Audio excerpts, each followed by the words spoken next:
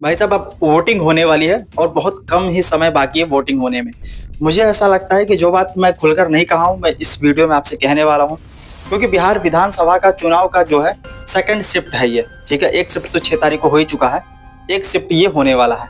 ठीक है, और जितने भी लोग हैं किस बेस पर देने वाले हैं वोटिंग वो मुझे नहीं पता, पर मुझे ऐसा लगता है कि एक ऐसा बेस होना चाहिए जो कि बिहार को मजबूत करता हो, एक ऐसा न्यू जो बिहार को मजबूत करता हो, बिहार का जड़ हो, जिससे बिहार का उत्थान हो सके, बिहार का विकास हो सके। और ना तो कोई ऐसी पार्टी जो कि जातीय उन्माद फैलाती हो, ना तो कोई ऐसी पार्टी जो कि आपको लोभ लालच देती हो। जो कोई कहता है कि भाई हम 10,000 रुपये दे रहे हैं तो 10,000 अभी क्यों और देना ही क्यों है, मतलब काम में कहीं कमी है तभी तो उस 10,000 किसी एक पर्सन को देने की वजह है, मतलब एक ही ग्रेड है ना, सिर्फ महिलाओं को देना है। ठीक है, ये लोग जानते हैं कि यहाँ से वोट बहुत आसानी से आ जाता है, तो अगर आप उसको दे रहे हो तो कहीं ना कहीं ये भी गलत है, क्योंकि दो तो सबको दो वरना किसी को मत दो। तो ये कहीं ना कहीं एक खरीदने का भी प्रयास है। दूसरा, घर घर नौकरी जो कि पॉसिबल ही नहीं है। 85% कोई कोई आरक्षण भी दे रहे हैं, बहुत सारे वादे भी कर रहे हैं। एक ऐसी पार्टी जो वादा नहीं किया है कि हम आएंगे तो करके दिखाएंगे। वादा क्या होता है, वादा कोई जरूरी है पूरा करें। 3 डिसमिल जमीन भी देने का वादा किए थे, कहाँ गया वो? तो वादा बहुत होता है। ठीक है, चीनी मिल भी चलाने का वादा था, कहाँ गया वो? तो वादा बहुत सारे होते हैं, वादों के पीछे नहीं भागते। बट एक ऐसा डिसीजन जो कि हम सबको, आप सबको लेना चाहिए कि कोई ऐसी पार्टी जो कि पलायन पर बात करे, बेरोजगारी पर बात करे। महंगाई का कोई मायने नहीं है मेरे ख्याल से। महंगाई क्या मायने रखता है यार, जब रोजगार है, जब पैसा है, जब संपत्ति है, जब धन है, तो फिर महंगाई क्या? महंगाई ठीक है ना कि अगर मान लीजिए कि हम किसी मजदूर को लाने जाते हैं तो हमें उसको 700 रुपये देना पड़ता है, बट सोचे कि जिसके घर में वो मजदूरी जाता होगा वो 700 पाता होगा तो उसके घर में भी खुशी है, तो हम उसके घर में खुशी क्यों नहीं देंगे? कोई चीज़ अगर हम लाने जाते हैं तो मान लीजिए कि गैस सिलेंडर है या कुछ भी है, तो कहीं ना कहीं उसका जो बेनिफिट होता है वो सरकार को ही होगा, और सरकार उसे सक्षम होगी तो उसको सही जगह पर लगाएगी। जैसे कि हमारे सुरक्षा में या रोड में, शिक्षा व्यवस्था, स्वास्थ्य व्यवस्था, ये सब दुरुस्त होगा।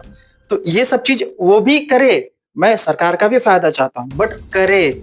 और दूसरा फायदा ये है कि रोजगार दे करके जनता को मजबूत करे, इनकी जेबें मजबूत करे, इनकी जेब टाइट करे, कि जिससे कि लोग बाहर ना जाए, परिवार से जुड़े रहें और काम को अच्छे ढंग से करें। और बिहार में इंडस्ट्री सबसे बड़ी चीज़ है, इंडस्ट्री लगवाना, क्योंकि इसका दायित्व तो लेना पड़ेगा। और इसका दायित्व तो कोई सरकार नहीं लेगा, इसका दायित्व तो जनता लेगी। और ये दायित्व तो जनता का ही बनता है कि जनता कौन से सरकार को चुनती है जो कि इस तरीके का काम करेगा। एक पहले की सरकार जो 15 साल रही, एक दूसरे की सरकार जो 20 साल रही। अब इंडस्ट्री कितने हुए मुझे नहीं पता, बट मुझे पता है कि बहुत अभाव है इंडस्ट्री का, कहीं भी रोजगार का या फिर सुरक्षा का और स्वास्थ्य का। ये मंगल पांडे का नाम आया था सामने जब स्वास्थ्य मंत्री थे ये, तो रहे हैं कि नहीं मुझे नहीं पता, बट स्वास्थ्य व्यवस्था बहुत चरमराई हुई है। तो ये सब चीज़ को थोड़ा सा मद्देनजर रखते हुए और एक ऐसी पार्टी को आप सपोर्ट करो जो कि आपके बीच की बात करती हो, जो जानता हो, जो ना सरकार में हो ना रहा हो, सिर्फ आने वाला है, और वो सरकार है जनसुराज। इस बार बस्ता छाप पर अपना मोहर लगाइए, बटन दबाइए और उनको मजबूत करिए। और इस बार अगर उसकी सरकार बनती है, जनसुराज की सरकार बनती है, तो आपको पता है कि आपके भले के लिए बहुत कुछ होने वाला है। क्योंकि पूरे देश भर में कहीं भी ऐसा नहीं कि इसकी पार्टी कहीं दूसरी जगह है, कहीं दूसरी जगह ये जाएंगे।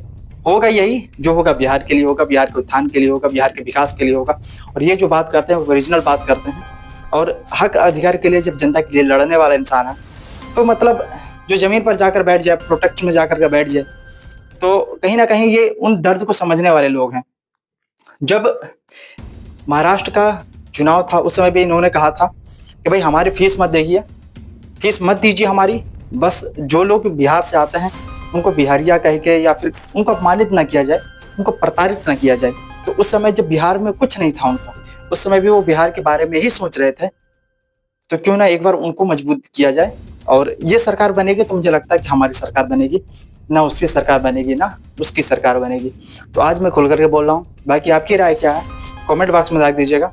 और समय बहुत कम है, सोचना विचारना नहीं है, सिर्फ बटन दबाना है। मिलते हैं अगले वीडियो में कोई नए फैक्ट के साथ, तब तक के लिए इजाजत दीजिए। जय हिंद।